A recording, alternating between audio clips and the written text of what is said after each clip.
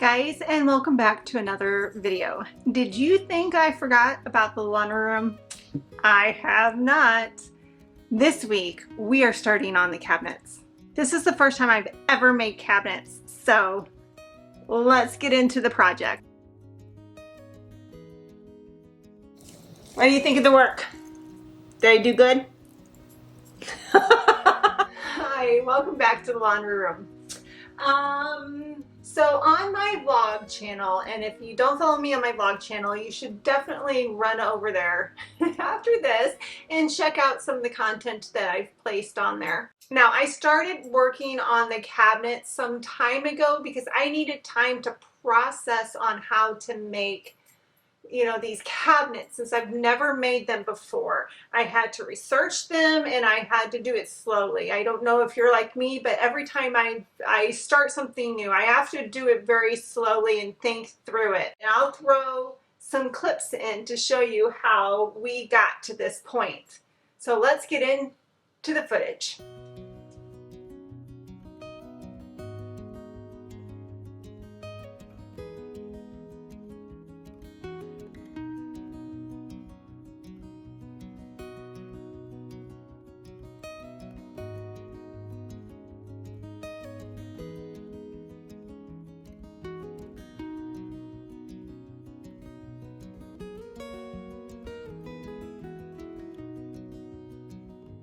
Alright, so now that you're up to speed, you know where we are right now. I made a base, and I made these cabinets separately from the kickboard. I wanted to make them perfect. I wanted not to, mess it up or screw it up or anything like that. I really wanted to make these right.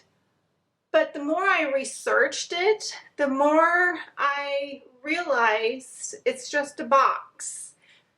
You can make it with the kick plate on it, or you can make it without the kick plate on it. Now, if you remember the DIY floor that we did, this peel and stick floor, you remember I said the floor is not leveled here. So if I made a cabinet with the kick plate in it, we would have to shimmy it in the front. Joe had mentioned that maybe we can take a gradient off of it, but it's not the same gradient from this wall to this wall. So what I elected to do is make the base different from the carcass. And I don't like the word carcass. Let's say shell. So that is why I decided to make the shell and the base, or the kick plate, separate from one another. For those who are really worried about where my shadow is,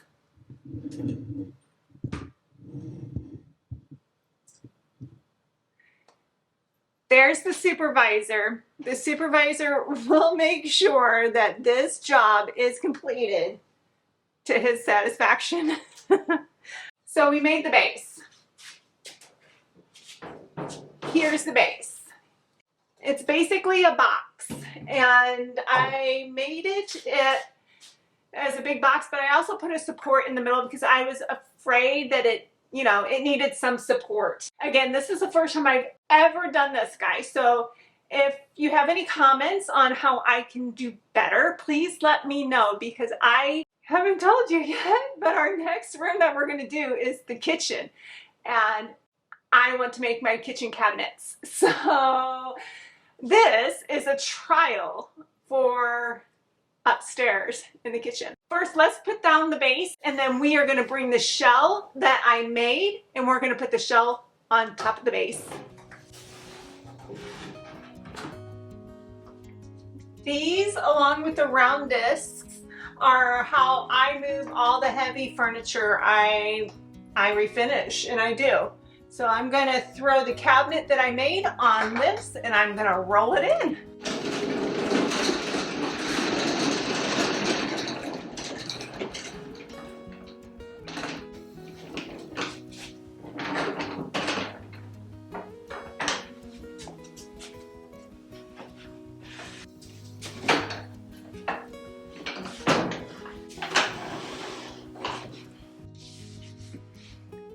Alright guys, this is just the dry fit.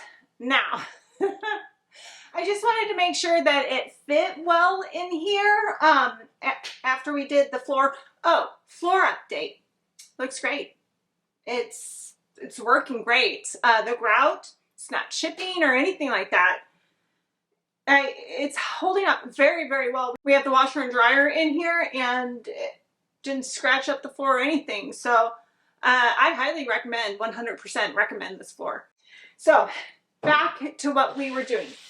I wanted to dry fit this in here because if you notice, I don't have a back on it yet. I wanted to make sure that this was the appropriate size and it fit well on its base before I put the back on it. If you can see behind me here, I messed up. I broke it when I was moving it from the storage area or where I was storing it to here. I broke it. So I get to fix it. So that we have to fix this, which is really easy peasy. We're just going to cut a piece of wood, same length, and put our pocket holes in there and put it back in. And then we are going to cut the back and put the back on it. And then we're going to put it in here for good.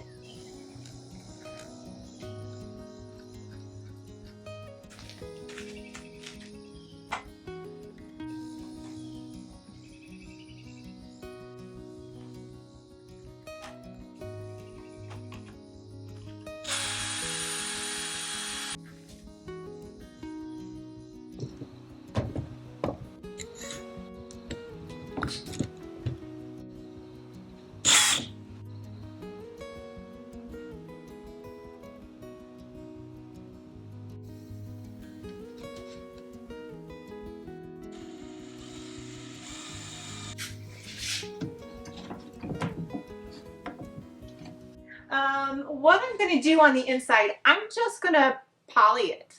I like the wood. I like wood color. And so I've already sanded it down when I put it together. And so I'm going to just do a quick little sand and a quick little wipe, and then we're going to put it back on it. So that's the plan.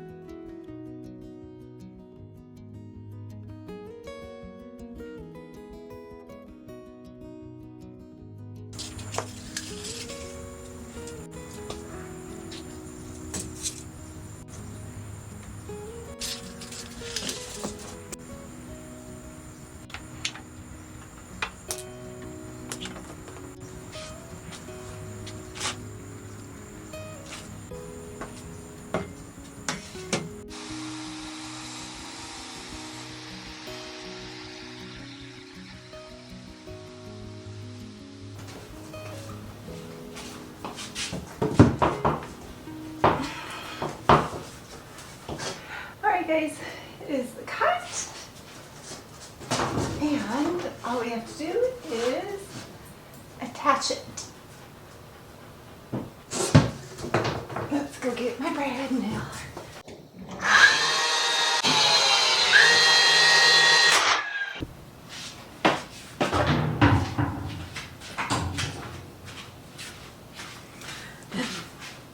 All right, I fixed my mistake over here, and I had to flip this board up and do the pocket hole screws right here on top because this part was already compromised. So it's fixed and it looks great. Now we get to put the face frame on, and I made it the same way that I kind of did this. I cut the board to length and I made a box, pocket hole screws here, and now we're going to attach it with brad nails.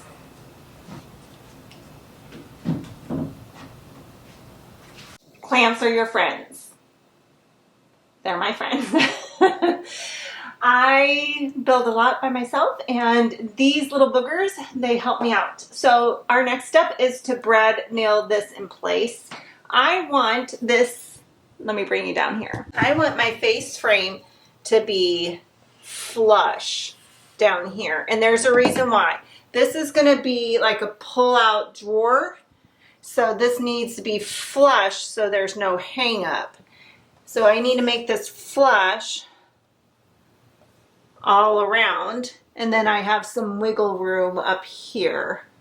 I'm not so worried about up here. I'm just more worried about this being flushed and squared down here.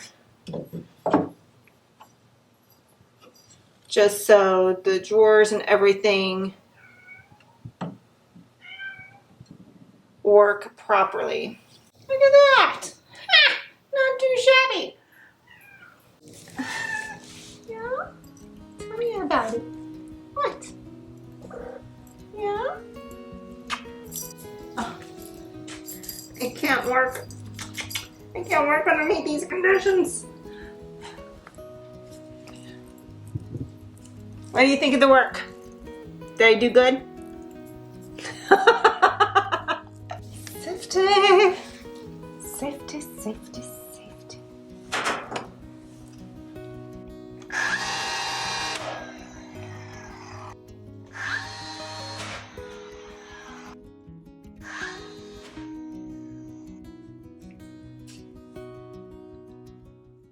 All right, guys, I think that is going to be it for tonight.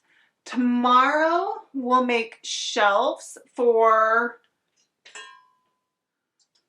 in here, and then I have to figure out the drawer, because this is going to be a drawer where it has, you can put the laundry soap in. So that's what that's going to be, like a pull-out drawer.